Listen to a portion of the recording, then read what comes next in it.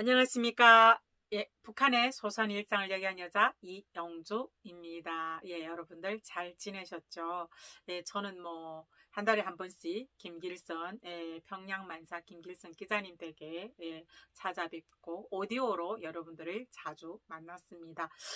전에 작년에 이제 1월에 그 유튜브를 생각했을 때는 혼자서 용기 나게 했는데 또 오늘 갑자기 또 이제 혼자서 찍으려고 하니까 굉장히 좀 두려웠습니다. 그렇지만 그 설레이고 그 설레임 속에 또 어떤 것들이 결과물이 탄생한다는 거 굉장히 즐겁습니다. 저는 이제 오늘 휴무였습니다. 오늘 휴무였어서 저녁에 느긋하게 6시까지 잤습니다. 허리 아파서 깼는데 이렇게 굉장히 오래 잘 수 있다는 것도 굉장히 신기했습니다. 그리고 밤에 동영상을 찍는데 잡음도 없고 굉장히 몰입도 잘 됩니다. 이제 자려고 누웠는데 한 번은 꼭 이 얘기는 하고 싶었습니다. 제 TV에서. 근데 좀 제 안의 두려움이 그런 용기를 만들어내지 못했습니다. 이제 뭐냐면 제가 탈북민들이 대한민국에 오면 거의 이제 거쳐오는 곳이죠. 반드시 거쳐오는 곳인데 국정원하고 이제 하나원. 근데 국정원은 이제 북한의 그 보위부하고 비슷한 개념이기도 해가지고 국정원에 들어오면 굉장히 무섭거든요. 저는 또 특별히 또 2번 북송되었던 기억이 있어가지고 국정원이라고 하면 무서웠고, 또 북한에가 어떤 그 잡지가 있었냐면요. 1번 저청년에서 출간한 잡지인데 시대라고, 이는 가로로 글이 나온 게 아니고 세로로 글이 나왔어. 시대라는 잡지인데 제가 워낙 책 읽기를 좋아했었습니다. 근데 이 책이 원래 북한에는 뭐 도서관 같고 책방 같고 뭐 이제 여기로 말하면 문거가 크게 잘 되어 있지 않은 나라이고, 또 이제 자기들이 판단했을 때 북한 주민들한테 이런 것들이 허용되지 않는다 하면 이제 그런 책들을 아예 이제 보급을 안 하거든요. 근데 그 조총련에서 만든 거니까 북한의 입장에 이제 북한으로 건너왔습니다. 그래서 그것도 이제 제가 살던 동네에서는 딱 한 부밖에 없었는데, 어떻게 저희 아버지도 책을 좋아했어가지고 저도 이제 보는 기회가 됐었습니다. 그래서 그것 때문에 제가 대한민국에 대한 영향을 많이 받아봤죠. 내가 비판적으로 쓴 거죠. 비판적으로 쓴 거고 어쩌면 대한민국이 걸어온 길일 수도 있다고 저는 생각을 합니다. 지금도 이제 생각하는 거는 이제 그 소설이 제목이 생각이 안 나는데, 그 20대 그 중반에 아가씨가 출가를 해서 중이 되는 그런 책이었는데, 자기 짝사랑하는 남자를 남겨두고, 굉장히 그때 제가 지금도 기억하는 거 보면 신선했습니다. 아가씨가 중이 된다고? 절이 있다고? 그런 것들이 북한에 있던 에서 살아가던 또 북한의 문화에는 절대로 허용이 안 되는 것들인데, 저한테는 굉장히 이제 다른 세계, 다른 세계 그 살고 있는 사람들이 얘기를 이제 들려주는 것 같아서 신선했습니다. 그래서 잡혀서 이제 북송되잖아요. 그러면 반드시 보위부에서 1차, 1차로 이제 이 사람에 대한 그 뭐를 조사를 해요. 이게 뭐 안기부 내지 한국하고 이제 연결된가, 목사들하고 연결되고 뭐 교회하고 연결된 뭐 그런 연결되어서 있다가 잡혀온 사람인지, 아니면 그냥 중국에 있는 어떤 시골에 팔려갔다가 그냥 잡혀온 사람인지, 거기서 1차 분류를 하거든요. 정치적 색깔을 띄었는지 아닌지. 그래서 이제 거기서 정치적 색깔 띈 사람이 아니다 이제 분류되면 뭐 경찰서 감옥으로 가는 거고, 거기서 뭐 이제 한국으로 가려고 했다든지 중국에서, 그다음에 뭐 목사님들을 만났다든지, 그리고 또 무슨 예를 들어 안기부 돈을 받아서 뭐 공작을 했다든지 이렇게 분류되면 북한의 그 제일 악명 높은 교화소죠. 영영 못 나오는 정치범 교화소, 뭐 요독 같은 거 실례로 그런 정치범 수용소에 이제 보내지거든요. 그러니까 보위부가 굉장히 무서운 곳이에요. 저희들 기억에는 어렸을 때, 뭐 어렸을 때 그 살았던 그 가치관들이 항상 저희 내리를 이렇게 쫄깃하게 만들어주거든요. 보위부 하면 반드시 이제 저희들이 한국에 딱 도착해서 인천공항에서 거쳐야 되는 코스, 이제 안기부가 있잖아요. 근데 아까 시대를 약간 이제 시대라는 잡지를 언급했던 그 이유가 그 시대에서 뭐 안기부에 들어가면 남산 지하실 나오고 고문받아 죽었다는 그런 얘기들을 저희가 많이 들었어가지고, 또 그 시대라는 책에서 리얼하게 또 이제 막 썼던 기억이 나거든요. 그래서 안기부는 저한테 굉장히 공포의 대상이었어요. 그래서 그 가면 또 뭐 일주일 내지 열흘씩 독감방에, 독방이죠. 독감방이 아니고 독방에 넣어서 이제 뭐 자백, 1차적으로 저희들이 이제 살아온 삶이죠. 뭐 굵직굵직하게 내지 뭐 이제 디테일하게 뭐 분량이 굉장히 많아요. 내가 태어나서부터 기억나는 거 쭉 다 적어야 되거든요. 근데 제가 그 북송, 2번 북송 다 한국 기도잖아요. 근데 이제 중국에서 첫 번째 이제 북송되었을 때 시댁에 저희 남편도 그렇고, 저도 이제 그때 8살 난 딸이 있으니까 저희 시댁에서도 그렇고 남편도 굉장히 힘들어 했을 거잖아요. 그래서 뭐 나름 손 쓴다고 했나 봐요. 중국 공안에 아는 사람들 막 연계 줄을 지어가지고 잘 안 됐어요. 근데 이제 그 나오게 결국 제가 북송을 되었죠. 이제 그런 내용들을 이제 막 얘기를 하는데 그 조사관이 여자였어요. 분명 저번처럼 제가 봤을 때는 아가씨인 것 같아요. 아가씨인 것 같은데 굉장히 카리스마 있고 뭐 국정원 좀 들어갔으면 뭐 대학 한두 개 졸업해서 되겠어요.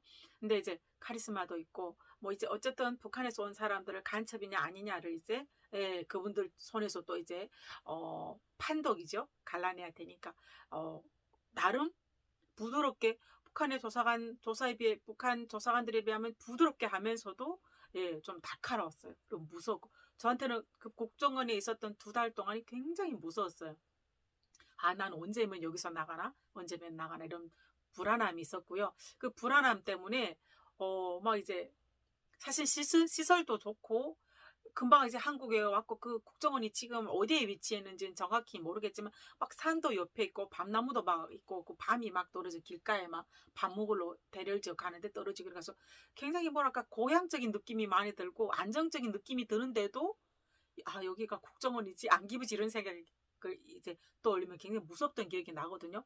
뭐 그렇다고 해서 내가 숨길 게 없어서 다 얘기를 하지만 또 무서우면 무서운 대로 그렇게 따르더라고요. 또 저는 딸내미를 데리고 왔고 조사를 이제 봤는데 그거 때문에 굉장히 이제 막 그분이 막 신경이 곤두서 있는 거예요. 내가 북송되었으면 그걸로 끝이 나야 되는데 남편이 왜 한국 기도로 판명이 나지 않고 그냥 나갔냐? 그 하늘의 뜻이죠. 내가 뭐 한국 기도로 안 나갔는데 한국 기도로 밝혀지지 않은 거는 어쩌면 좋게 말하면 사회적으로 말하면 뭐 그냥 내 운명이고 그리고 나는 뭐 교회에 다닌 크리스찬이니까 하나님 난 살려줬다 그렇게 생각하거든요. 근데 그분이 이렇게 조서에 저를 뭐 이영주라는 그 개인 조서에 써야 되잖아요. 근데 그게 뭐 확실하게 이제 답이 이 사람은 왜 한국 기도해야 되는데 그냥으로 이제 나갔냐 그거에 대해서 굉장히 깐깐하게 민감하게 저한테 막 얘기를 하시는 거예요. 반말 딱 하면서 그러니까 그때 제가 이제 막 얼었던 기억이 막 나거든요. 아 북한의 교화석 북한의 보이바하고 똑같구나 여기도. 그러니까 엄해야 되죠. 간첩인가 아닌가를 따져야 되는데 근데 이제 제가 약간 지금 생각해 봤을 땐 그분이 초짜구나. 이분이 국정원에 들어와서 초짜고 뭐 지금은 말할 수 있는데 그땐 굉장히 무섭고 왜 저거 갖다가 신경을 쓰지? 나는 간첩도 아니고 뭐 내가 그럼 한국 기도로 파명이 돼서 영원히 나오지 못하는 곳에 가는 것이 저 사람이 바람이었나? 막 이런 생각도 들고 막 무섭고 두렵고 막 그런 거예요. 그리고 이 독방에서 빨리 나가야 되는데 무섭고 또 딸내미도 이제 그 중국에서 막 살다가 엄마 엄마 신분증을 만들어주겠다고 이제 한국에 만리를 얘도 지금 돌아서 오는 거잖아요. 태국에서 둘이 요만한 오이씨만한 배를 타고 무서워서 벌벌 떨면서 한 치 앞도 막 안개 뽀얗게 가려서 앞에도 막 안 보이는데 딸내미 데리고 막 나보다 키 이렇게 큰데 거기 숲을 막 헤치며 막 이렇게 가고 굉장히 아이한테도 미안하고 무섭고 두렵고 일단 저는 무서웠어요. 국정이 너무너무 무서워서 막 하루라도 안 있고 싶었어요. 뭐 사실은 뭐 이 밥에 돼지고기, 조기 맨날 좋은 거 주긴 하는데 저한테는 하여튼 그 국정원이 두려운 것이었거든요. 근데 나중에는 막 이제 몇 번 불러서 그걸 다시 쓰라고 그러니까 자기 마음이 안 드니까 굉장히 많아요. 분량이 굉장히 내 살아온 38세, 39세 그 생애를 다 써야 되니까 그게 어떻게 뭐 1시간 내에 써지는 것들이 아니잖아요. 그리고 처음에 냈던 거랑 똑같이 또 맞춰야 되니까 또 뭐 거기면 연도수도 틀릴 수 있고 그러면 뭐 시간도 틀릴 수 있고 이러면 다시 또 번복해야 되고 이래가지고 그 신경이 저도 막 이렇게 곤두서 있었거든요. 막 안내대 막 우리 딸내미도 나 때문에 엄마를 잘못 만나서 북한에서 탈북한 엄마를 만나서 엄마 없이 5, 6년 세월을 이렇게 살았는데 또 한국에 와서도 또 이렇게 갇힌 공간에서 오래도록 있어야 되니까 굉장히 미안했고 그래서 봤을 때 얼마든지 넘어갈 수 있는 일인데 그렇게 북송되어 가지고 북한에서 나름 나는 매 맞으면서 그거 견뎌냈는데 그 사승어 4cm, 4cm, 사방이 4cm예요. 근데 그게 북한에 북송되면 그 보위부의 조사관 그 옆 조사실 안에 조사관 딱 그 옆에 책상 옆에 항상 이제 마련되어 있거든요. 이렇게 막 조사를 하는데 상대방이 대답을 안 한다. 그러면 1초도 생각할 여를도 없이 그 각목을 들고 막 이제 조기거든요. 그래서 저는 맞으면서 내 몸으로 그 한국 기도라는 아니라는 걸 이제 막 부인해가지고 살아났는데 이분은 중국에 있는 그 저희 시댁에서 조사를 중국에 있는 시댁에서 너를 한국 기도라고 아니라고 그 공안들한테 그렇게 암시를 하고 뭐 돈을 먹였기 때문에 네가 한국 기도가 아닌 걸로 북한에 이제 나가서 네가 살았다.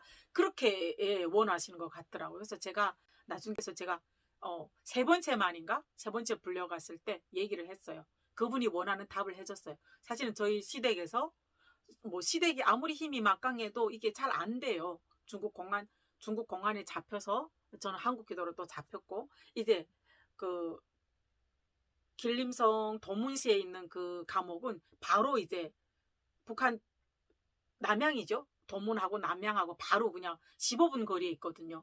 그냥 바로 이제 나가야 될 형편인데 그 사람들이 빼내주는 건 정말 어렵거든요. 진짜 100명에 하나나. 근데 그런 대답을 이제 원하니까 저는 그분이 원하는 대로 해줬죠. 왜냐하면 결국은 그분은 그 조서에 거짓말을 쓴 거죠. 그렇죠. 저는 지금은 말할 수 있어요. 원하고 나는 그분이 원하는 대답을 안 해주면 거기서 못 나가니까. 지금은 말할 수 있지만 모르겠어요. 그분이 지금 결혼해서 국정원을 그만뒀는지 그때는 굉장히 무섭고 그 침대에서 딸내미하고 둘이 같이 자는데 잠이 막 안 오더라고요. 내가 살자고 한국에 왔는데 이거 이 사람이 원하는데 국정원 직원이 원하는 대답을 안 해줘서 못 나가는 게 아닐까 이런 생각을 했고 또 하나 제가 경험한 게 뭐냐면 저희 고향에서 온 언니가 있었어요. 어렸을 때부터 이제 봤으니까 눈에 익잖아요. 근데 이분은 죽어도 자기가 이름을 딱 달았는데 내가 아는 그분인데 이름이 아니에요. 그래서 근데 호실은 저랑 똑같은 호실이 아닌 거예요. 그래서 그 호실 제가 있는 호실에 들어와서 계속 외웠거든요. 저 언니 우리 고향 언니인데 이름 뭐 땡땡 홍길동 이름 저 홍길동 언니 우리 고향 언니인데 왜 물어보니까 아니라 하지? 똑같은데 그때랑 하나도 안 변하고 똑같은데 그 호실에서 계속 외웠거든요. 외웠는데 모르겠어요. 이거는 내가 뭐 국정원에 알아본 게 아니라서 잘 모르겠는데 국정원 그 호실 벽에 이게 다 도청기가 있나 봐요. 어느 날 제가 조사관한테 불려나갔다는 거 아니에요? 그래서 왜 부를까? 어떤 사람이 여기 분들은 굉장히 북한 사람들에 비해서 또 이렇게 웃고 뭐라고 해야 되나 굉장히 따뜻해 보이고 그러잖아요. 그래서 이제 얼굴 막 딱딱해가지고 불려 나갔어요. 불려 딱 갔는데 여자분이었어요. 야, 국정원 여자분들 카리스마는 있죠. 단발머리 이렇게 쇼코트 하신 분인데 얼굴도 이렇게 작고 귀여우신 분이고 근데 이제 얼굴에는 어쨌든 그 기간이 범상한 기간은 아니잖아요. 이제 아무튼 뭐 비밀 기간이다. 내가 생각했을 때는 내가 천민이 뭐를 알 수 있겠습니다. 내가 봤을 때는 그 국정원이라는 거는 하여튼 그 거시적인 의미에서는 하여튼 나라를 위하고 그 나라를 보필하기 위해서 수많은 이제 정보들을 대내외에 있는 정보들을 수집해 가지고 우리나라도 그 안에서 살아낼 수 있도록 그만한 역량 이제 제가 이제 막 호실에서 계속 이름 불렀던 땡땡땡 홍길동 언니 그 얘기를 하면서 어떻게 고향 분이냐고 그러더라고. 그래서 내가 소름이 이렇게 쫙 끼치는 거예요. 나 호실에서만 말했는데 어떻게 여기까지 들어가지? 그래서 저도 이제 북송되어서 북한에 이제 그 조사기관들 같은 데 많이 이제 다녔잖아요. 그래서 이렇게 직감이 딱 든 게, 우리 호실에 뭐 벽에 도청기가 있으나 있겠다. 여기가 국정원이 아닌가 이런 생각을 했습니다. 그래서 뭐 비밀이 아니니까 나는 이제 이 홍길동 언니가 우리 고향에 있는 언니로 나는 생각을 했는데 본인은 아니란다. 그래서 이제 물어보더라고요. 그래서 뭐 정확하게는 모르겠는데 내 기억에는 몇 년 전에 탈북을 했고 내가 이제 북송되어서 고향에 가니까 뭐 북한에서는 뭐 안기부에서 이 여자를 채갔다 뭐 이런 얘기를 하더라고요. 뭐 그 정도로 뭐 이분이 그렇게 저기 한 분도 아닌데 뭐 비밀을 가지고 있는 분도 아닌데 하여튼 북한에서 소문이 그렇게 났어요. 내가 있던 고향에서는. 그래서 그런 얘기를 이제 했던 기억이 나거든요. 그래서 근데 하고 이제 나오는데 막 소름이 굉장히 많이 끼쳤어. 여기서는 말 한마디도 좀 조심해서 해야 되겠다 이런 생각을 이제 했고, 뭐 그래봤자 비밀을 다 얘기해야만 나올 수 있는 곳이니까 다 얘기를 해야 되고, 또 그래봤자 비밀이라 탈북자에게 무슨 비밀이 있겠습니까? 솔직히 말해서 간첩 비밀을 바꿔본 사람 외에는 큰 비밀은 없죠. 근데 지금도 시간이 많이 지난 지금도 그 조사관이 왜 나한테 그런 대답을 원했는지 저도 지금 굉장히 의문스럽고, 나도 진짜 본의 아니게 거짓말을 해야만 했던 그 해야 한 것 때문에 살아서 여기로 나올 수 있어야 됐던 그런 것들 때문에 죄책감도 들고 좀 찝찝하기도 하고, 그렇거든요. 뭐 그렇다고 해서 뭐 이용주가 대한민국에 와서 뭐 간첩 활동한 것은 아니지만은 항상 그런 마음들이 있습니다. 그래서 이제 자려고 이제 누웠는데 사실 뭐 밤일을 또 계속하고 이러니까 이제 남편하고 같이 한 집에서 이제 남편 살냄새 맡으면서 잘 수 있는 시간은 별로 없거든요. 오늘도 제가 되게 감사했습니다. 휴무 받으면서 남편 이제 살냄새 맡으면서 뭐 어차피 이영주 TV는 뭐 이제 19금 뭐 18세 이하 되신 분들 볼 일이 없으니까 부부는 서로 잘해야 된다. 남편만 잘하고 아내만 잘하는 것이 아니라 서로 잘해야 된다. 그런 것들이 있고요. 그런 생각 이제 해봤고요. 나이를 또 이제 먹다 보니까 이런 생각이 들더라고요. 그러니까 이 나이를 먹는 게 사실은 슬픈 일은 아니에요. 슬프기는 하죠. 오래오래 살았으면 좋겠는데 뭐 어느 정도 되면 신이 나한테 부여한 시간만큼 살다가 유통기간이 지나면 가야 되잖아요. 근데 그 살아냈던 내가 아이적에 몰랐던 청년이 때 몰랐던 그런 시간들을 이제 나이 들면서 경험하게 되고 부딪혀 보게 되고 또 그 안에서 내가 체감하게 되고 내려놓게 되고, 그래서 나이 먹는 것이 뭐 마냥 슬프지는 않더라 그런 생각을 이제 잠깐 해봤습니다. 그래서 제가 이제 지금 생각이 나서 국정원에서 있었던 일, 국정원 또 투가면 대한민국에서 살고 있는 사람 뭐 국정원에 들어갈 사람은 뭐 없죠. 거의 살면서 국정원에 들어가야 될 사람들은 거의 없다고 저는 생각을 해요. 뭐 비밀을 뽑아냈다나 국가기관에서 나쁜 일을 한 사람들, 그런 사람들 들어가는 곳이지. 근데 대한민국에 온 탈북민들은 필수 고수다. 뭐 인천공항에서 이제 내리는 길로 쪼로로 버스에 타서 국정원까지 이제 가야 되고, 국정원에서 조사를 이제 받고야 하나원이라는 곳에 이제 나온다. 그런 이야기를 해드리고 싶습니다. 여러분들, 항상 제가 처음 멘트에 북한의 소선 일상을 얘기한 여자 이영주라는 얘기를 하는 거는요. 제가 올리는 글, 그 수기, 그리고 또 제가 얘기하는 모든 것들, 북한에서는 그냥 일상입니다. 저는 여기 대한민국에 와서 지금 이렇게 잘 살고 있지만 아직도 그곳에는 제 친지가 됐던 형제가 됐던 그리고 또 지인들이 됐던 자유가 뭔지도 또 모르고 살아가고 있습니다. 오늘 제가 국정원에서 있었던 그 에피소드로 여러분한테 찾아왔습니다. 또 새해도 멀지 않았으니까 여러분들 올해 소띠해 늘 좋은 일들만 있기를 바라보겠습니다. 감사합니다. 북한의 소소한 일상을 얘기한 여자 이영주였습니다. 감사합니다.